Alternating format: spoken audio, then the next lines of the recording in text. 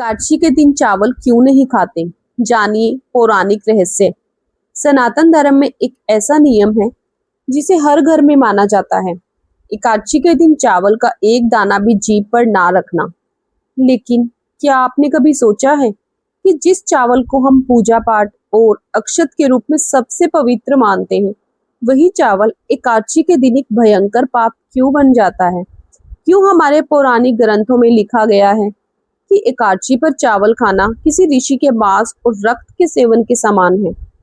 इस रहस्य का उत्तर छिपा है सतयुग की एक ऐसी भयानक घटना में जिसने ब्रह्मांड के अस्तित्व को हिलाकर रख दिया था।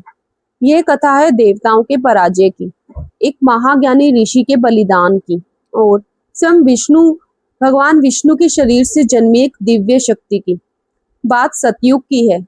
उस समय मुर नाम का एक अत्यंत क्रूर और शक्तिशाली दानव हुआ करता था। उसने अपनी कठोर तपस्या से ब्रह्मा जी को प्रसन्न करके एक ऐसा वरदान पा लिया था कि संसार का कोई भी अस्त्र, शस्त्र या देवता उसका वध नहीं कर सकता था। इस वरदान के अहंकार में अंधा होकर मुरासुर ने स्वर्ग लोक पर आक्रमण कर दिया। उसने देवराज इंद्र, सूर्य, वायु और यमलोक को उनके पदों से खदेड़ दिया और पूरे देवलोक पर अपना अधिकार कर लिया। लाचार और भयभीत होकर सभी देवता क्षीर सागर में भगवान विष्णु की शरण में पहुंचे। देवताओं की करुण पुकार सुनकर श्री हरि विष्णु का हृदय द्रवित हो उठा। उन्होंने देवताओं को अभय दान दिया और स्वयं मुरासुर से युद्ध करने के लिए रणभूमि में उतर गए। भगवान विष्णु और दानव मुरासुर के बीच ऐसा भीषण युद्ध छिड़ गया जिससे दसों दिशाएं कांपने लगी।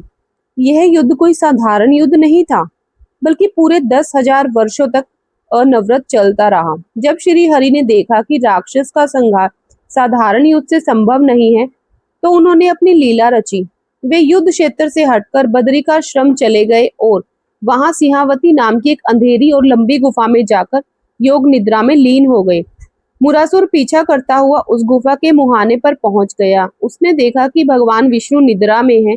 अहंकार में डूबे राक्षस ने सोचा कि यही सही मौका है और उसने निद्राधीन श्री हरि पर पीछे से वार करने के लिए अपनी भयंकर तलवार उठाई।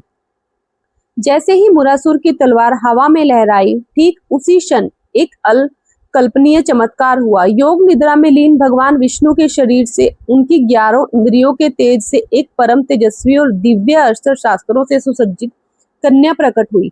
उनके चेहरे का तेज 1000 सूर्य के समान था। मुरासुर कुछ समझ पाता उससे पहले ही उस दिव्य देवी ने अपनी हुंकार से मुरासुर के अस्त्रों को भस्म कर दिया और एक ही प्रहार से उस भयंकर दानव की छाती चीरकर उसका अंत कर दिया। जब भगवान विष्णु योग निद्रा से जागे तो उन्होंने मुरासुर का शव देखा। प्रसन्न होकर श्री हरि ने उस देवी से कहा, हे देवी, तुम मेरी योग माया और 11 इंद्रियों के तेज से मार्गशीर्ष मास की 11वीं तिथि को प्रकट हुई हो। आज से तुम्हारा नाम एकादशी होगा। जो भी मनुष्य इस दिन अन्न का त्याग करके तुम्हारी पूजा करेगा, उसके जन्मों के पाप नष्ट हो जाएंगे। लेकिन इस दिव्य कथा के साथ ही जुड़ा है चावल ना खाने का वो सबसे बड़ा रहस्य जो पद्म पुराण में दर्ज है। शास्त्रों के अनुसार एक बार जब माता पार्वती के भयंकर प्रकोप से सृष्टि पर विनाश मंडराने लगा, तब पृथ्वी और जीवों की रक्षा करने के लिए महर्षि मेघा नाम के महाज्ञानी ऋषि ने अपने योग बल से अपने प्राणों का त्याग कर दिया।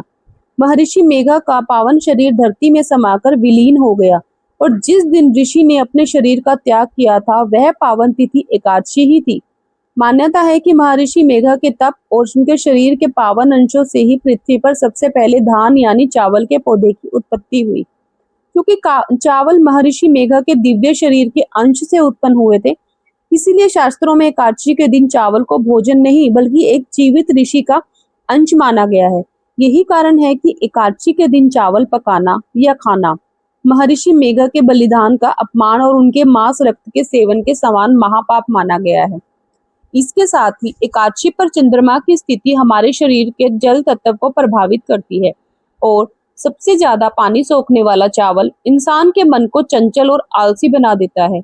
इसीलिए हमारे पूर्वजों ने धर्म और सत्य को जोड़कर यह नियम बनाया है कि इस दिन चावल का पूरी तरह त्याग किया जाए। अगर कभी जाने अनजाने में यह गलती हुई हो तो भगवान श्री हरि विष्णु से क्षमा मांगकर ओम नमो भगवते वासुदेवाय मंत्र का जाप करें। जय श्री राधे।